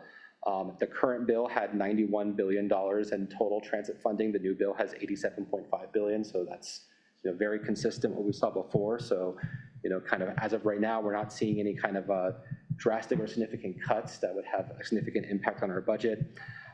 There are some really nice friendly amendments I think could be very beneficial to the district and to our partners here. There's an extension of tribal transportation funding. There's an increase of the rural and tribal assistance pilot program and setting that program through 2031. And so there's a lot of, and it sustains most of pretty much all of the bus programs that matter for our particular budget, which is exciting. This bill still needs to go through, still going to be massaged, right? It's going to have to go through consolidation and reconciliation with the Senate bill and go through a couple more committees and process. Best case scenario, this gets passed in the October timeframe. It's very rare that it ever actually meets the October timeframe. They usually end up kicking it into the next year. But what we're seeing come out of that committee was very favorable for the transit industry. And I think, everyone's kind of, breathing a little bit of a sigh of relief across the industry, seeing, that pass. And I will note here, this is being passed out of the committee on a bipartisan basis, which is also really, really good to see as well, in our current state. So very excited to see that, and hope that that bill continues to move along, and I'll provide updates as it goes through the process and how it might impact our funding in the future. And then last, this is exciting and sad, I do want to recognize a member of our executive leadership committee who is going to be retiring next week on June 11th. So Rick, our manager of marketing and communications, who has had a full and distinguished career in marketing, communication, and strategy, and I know at least over 15 years specific to the transit market, probably more. And 3 years at NCTD, has been a key member of our staff, over the last years, and he's had a lot of really good accomplishments. He led the development of the changing of our brand, right? The branding from the old logo into Blue Bus, and how we're really leaning now into Blue Bus. That, I think, is one of the most transformational things that this district has done. We've seen improved quality of our reports and the quality of those publications, as well as our social media engagement under Rick's leadership. He's expanded our reach through blogs and newsletters, and trying to find other ways of having people to connect to our organization. He provided a significant amount of coordination and providing communication during the crisis we had last summer, and then Ranchos de Taos. That's a really big thing to happen, and it's a challenging thing to have to do, and being the center of the communications piece of that, and has just really done a great job of helping me, one, orient me to New Mexico in general, and providing me a lot of really good insight on strategy. And so I want to take a moment to recognize him, and we have I'm going to give board members the opportunity to do this, but we have a signed bus stop sign that has the new logo from everyone as kind of a memento from his service to the district. And so I'd like to present this to Rick. I said have folks afterwards sign it, and then everyone here is welcome to join us after this meeting for a celebration of Rick and his pending retirement. We'll have a catered lunch, and so I hope you all can stay and join us.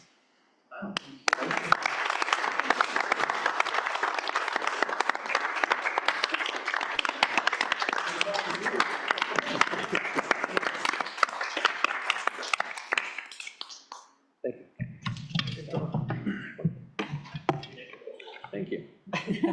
What, no speech? No pressure. I've been, as Nick mentioned, I've been in transit for a long time. When I came to the district, I kind of knew this would be the last stop on the journey of transit. It has been probably the most rewarding. Mostly because of what we do in a meaningful, impactful way for people who are spread across 10,000 square miles. We say that a lot around here. We kind of pat our own back by saying that, because it's a phenomenal thing, having worked in 2 large metropolitan transit systems. What I was struck by when I first was interviewing with Adam and Tony was that we're doing this on a competitive level with other big transit systems. Acquiring these buses, we're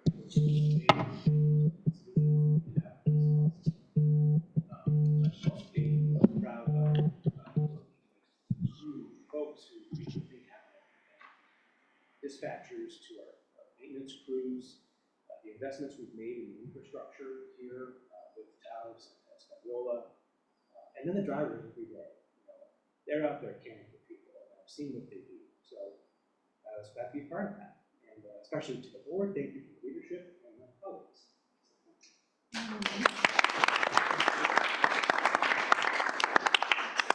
Thank you, Rick.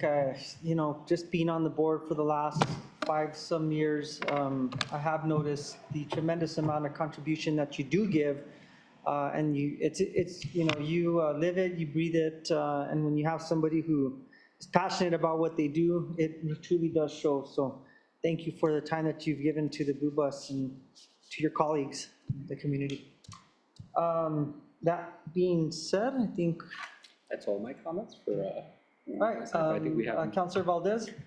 I just want to present this from this Rio. Oh my. Oh, how nice, your photos. Oh, Yes. great. Oh, this is beautiful. I will hang these proud.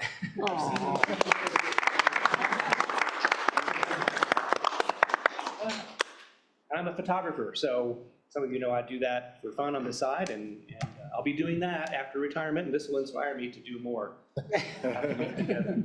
Thank you. A lot of beautiful places to take pictures, so thank you, Councilor Valdez. Any other comments, questions? Congratulations again. We do have, let's open it up. Go ahead. Sure, why not?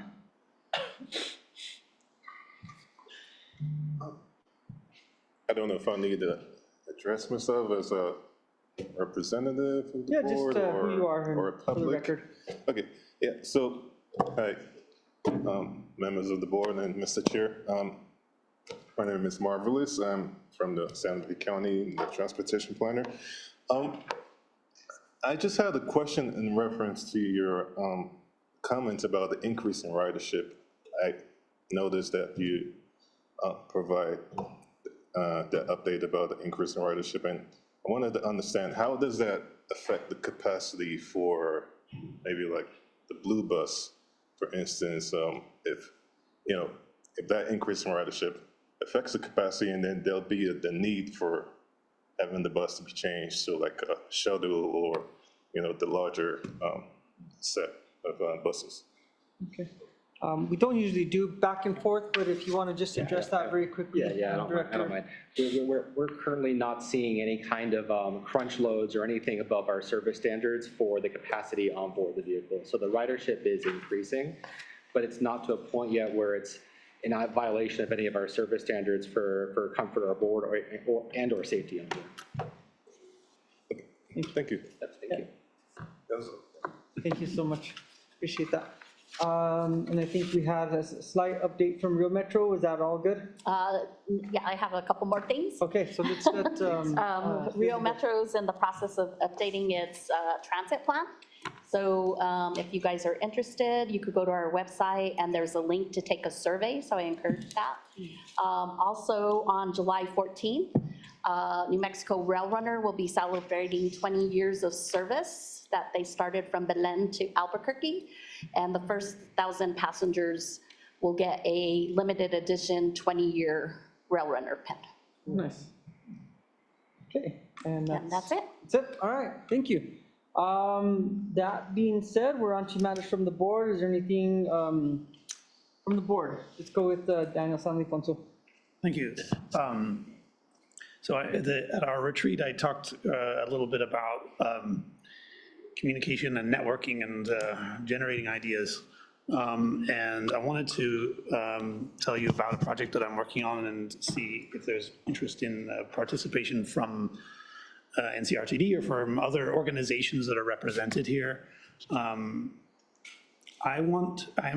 organizing what I'm calling a film festival, but you could also say it's a kind of a series of conversations through the Santa Fe Community College. I want to show 4 or 5 films and to then have conversations around each film. And these are all around biking and walking. So I'll just tell you briefly the names of the films. One is called Motherload, which is about mothers and cargo biking and how biking transforms people's relationship to their communities and to nature and to the political transportation conversation. One is called The World Beneath Your Feet, or Before Your Feet, about a man who walks every single street in New York City and who he meets and what that does. Then there's a movie about the Navajo Reservation and trying to get a bike shop established. Then there's a movie about girls in England and Germany who ride bikes and what that's like and what the transportation infrastructure, the effect on their lives. It's called Beauty in the Bike. And then there's one called Cycling Cities, written by an activist in Germany who rode his bike around Europe and went to the top bicycling cities, Groningen, Utrecht, Amsterdam, and so on. And, okay, so those are the movies. And I would like to invite you to attend these mini classes, to join the conversation, and also to consider sponsoring the event in some way. We have to get licenses for the films, and right now the price is between $40 and $80 per person per movie. For me, that would be too much to spend on a movie. So what I would like to do is see if there's a way that we could sponsor it so that we can get the price reasonable and, you know, also a kind of institutional buy-in. So those are happening in September. Right now we're programming and trying to set the price and get the licensing in. So there's a little urgency around trying to sort out these logistics. So that's what I wanted to say. Thank you very much. Thank you.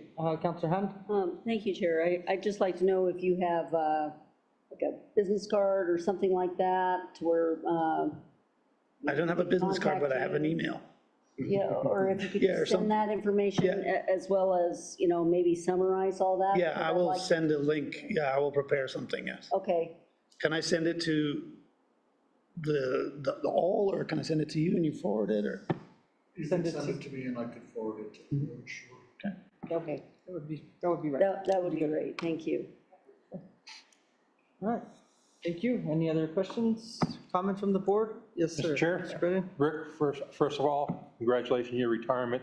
And I just want to thank you, you know, from the town of Edgewood for all the work you did in getting My Blue up and running down there.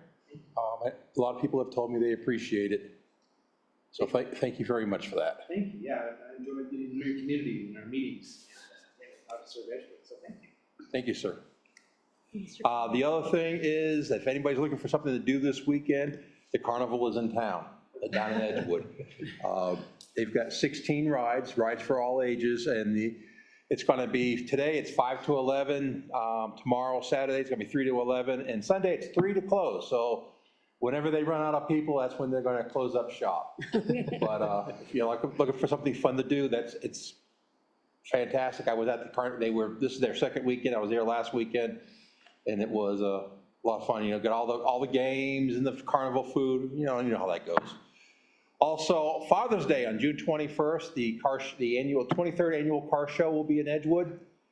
They're actually anticipating to have more cars here this year than they have in previous years. So if you look at some really outstanding wild rides, come on down. It's the hours it's going to be 9 a.m. to 3 p.m. It's going to be at the Walmart parking lot. Nice. Sounds like a good time in Edgewood. Party time. And that's all I got. Let me get Councilor Oswald, and then I'll go to Shibby Hill. Thank you, Chair. Thank you, Rick, for all you've done for this organization. I saw one of our new branded buses drive by a few days ago and immediately thought, that's beautiful. It's a nice wrap. I just wanted to say, I know we live in a really trying political time, but we will not join together for the big American birthday next month, which is amazing that we're having it, and it's amazing to be in public service with all of you, to our region and to our communities. And I want to invite you all to ride the Blue Bus to Taos on the 4th of July for our free concert in the park. Should be great. I'm pretty sure it's the Mavericks. So keep an eye out for the free concert tickets, and we know that there is transportation service from all of your homes to Taos. Ride the Chili line. All right, nice. Yeah, Mr. Vio from Nambe. Rick, thank you for the work you've done for the NCRTD. We didn't work together quite a bit, but thank you for getting those new signs up there in the Pueblo. I've heard they're real great, so thank you. Yeah, we appreciate you. There's also a car show at the Nambe Falls this weekend, tomorrow. Yeah, so you're all invited to go to that. What's tomorrow? Car show. Oh, car show. Okay. At Nambe Falls. It's at the Nambe Falls Recreation Area. Yes. Man, there's all kinds of stuff. It's kind of like graduation time where you got party here, party there, confirmation. I got a lot going on here. Thank you all for that. Anyone else? Any other invitations? Tweet. Carnivals. Us as well. Oh, yes, Mr. Brennan. After the meeting, since the new buses are here, can we go out there and take a look at them? I don't see any reason why not. You can do it, right? Let's do it. We'll make it happen. We'll pull it out? Okay, yeah, okay, we'll pull it out the front. Absolutely. Got a license to drive that? He does. Again, yeah, thank you. The city of Santa Fe has plenty of things going on as well, so people are always invited to come down 4th of July, things of that nature. Again, thank you all. I believe that completes our agenda. There's no one else online, and we will stand adjourned at 11:36 a.m. Thank you all.